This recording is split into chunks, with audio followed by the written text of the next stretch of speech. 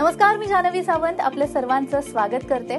मंडळी, 19व्या शतकामध्ये आदिवासी स्वातंत्र्य सैनिक, धार्मिक नेते आणि मुंडा जमातीचे लोकनायक म्हणून बिरसा मुंडा यांनी भारतीय स्वातंत्र्य इतिहासात आपली एक वेगळी ओळख निर्माण केली.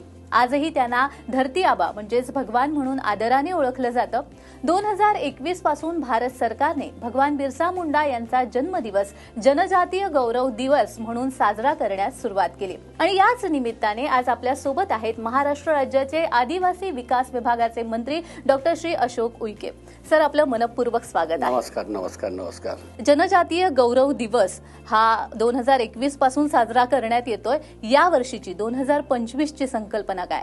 भगवान बिरसा मुंडा यांच्या 150व्या जयंती उत्सव वर्षामध्ये भगवान बिरसा मुंडांनी केलेलं कार्य, जनजाती समाजाचा असलेला गौरवशाली इतिहास, जनजाती समाजाची असलेली आदर्श संस्कृती आणि महापुरुषांनी क्रांतीचा इतिहास जनजाती समाजाच्या शेवटच्या व्यक्तीपर्यंत, आदिवासी कुटुंबाच्या शेवटच्या व्यक्तीपर्यंत पोहोचला पाहिजे.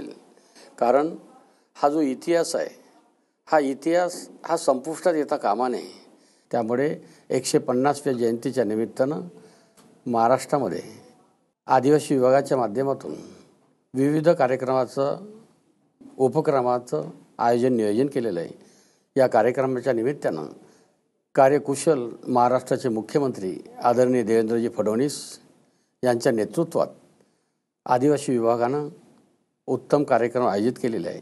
15 नोव्हेंबरला नागपूर येथे होऊ घातलेल्या राज्यस्तरीय गौरव दिनाच्या निमित्तानं महाराष्ट्राचे मुख्यमंत्री देवेंद्रजी फडणवीस, उपमुख्यमंत्री एकनाथजी शिंदे, आदरणीय अजितदादा पवार यांच्या नेतृत्वामध्ये राज्यस्तरीय कार्यक्रम आयोजित केलेले आहे.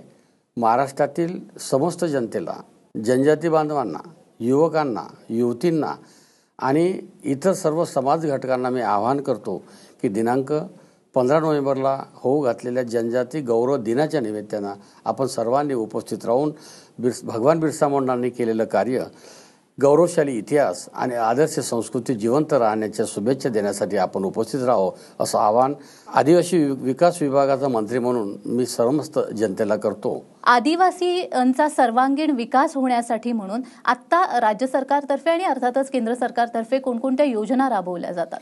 महाराष्ट्राचे मुख्यमंत्री देवेंद्रजी फडणवीस यांच्या नेतृत्वात आमच्या जनजाती महिलांसाठी, जनजाती बहिणीसाठी अतिशय चांगली योजना रक्षाबंधनाच्या दिवशी जाहीर केली. त्या योजनेचं नाव राणी दुर्गावती आदिवासी महिला सबलीकरण आणि सक्षमीकरण योजना आहे. कारण आमची जनजाती महिला भगिनी ही रोजगार देणारी बहीण निर्माण झाली पाहिजे, रोजगार निर्माण करणारी बहीण निर्माण झाली पाहिजे, बचत गट निर्माण झाले पाहिजे. हा संकल्प ठेवून आदिवासी विभागाच्या माध्यमातून राणी दुर्गावती आदिवासी सबलीकरण आणि सक्षमीकरण योजनेअंतर्गत महिला बचत गटांना विविध रोजगार उपलब्ध करण्यासाठी त्यांना योग्य तो सहकार्य आदिवासी विभागाच्या माध्यमातून केला जाईल, अशा प्रकारचा संकल्प आदिवासी विभागाने केलेला आहे. आणि तो एक फक्त आणि फक्त भगवान बिरसा मुंडांच्या 150व्या जयंतीचं वर्ष साजरं करतेवेळी महिला लक्ष केंद्रित करून आमच्या भगिनींना सक्षम बनवण्यासाठी उपक्रम राबवलेला आहे. निश्चितच याचा लाभ आमच्या महाराष्ट्रातील तमाम बहिणी घेणार, याच्यात कुठल्याही प्रकारची शंका नाही. आदिवासी जेव्हा आपण म्हणतो तेव्हा आदिवासी हा समाजाचा एक अविभाज्य घटक आहे. मात्र कित्येक वर्ष आदिवासी हा मागासलेला राहिलेला आहे. त्यांना मुख्य प्रवाहात घेऊन येण्यासाठी म्हणून कोणते बदल होणं गरजेचं आहे आणि भविष्यात अशा काही योजना येणार आहेत का? देशाचे पंतप्रधान नरेंद्र मोदी आणि महाराष्ट्राचे मुख्यमंत्री देवेंद्रजी फडणवीस यांच्या नेतृत्वात महाराष्ट्रामध्ये देश पातळीवर सुरू झालेली योजना आदि कर्मयोगी अंतर्गत धरती आबा ग्राम उत्कर्ष अभियान, या योजनेअंतर्गत महाराष्ट्रामध्ये एकूण 4,975 गावं आहे. या 4,975 गावामध्ये एकूण एका गावामध्ये 25 योजनेची अंमलबजावणी करायची आहे आणि 17 विभागाच्या माध्यमातून योजनेची अंमलबजावणी करायची असल्यामुळे मी निश्चित या क्षणी सांगू इच्छितो की 100% आमचे 4,975 गावं निश्चित सुजलान सुफलान होईल. आणि यामध्ये एवढंच नाही, योजना देऊन आम्ही थांबलो नाही की यामध्ये लोकसहभाग असला पाहिजे, लोक चळवळ निर्माण झाली पाहिजे आणि योजनेची प्रभावी अंमलबजावणी झाली पाहिजे, अशा प्रकारचा संकल्प ठेवलेला आहे. सोबतच यावर्षी जनजाती गौरव वर्षामध्ये आम्ही जनजाती समाजासाठी एक स्वतंत्ररित्या कला संगम म्हणून आम्ही एक मंच तयार केला.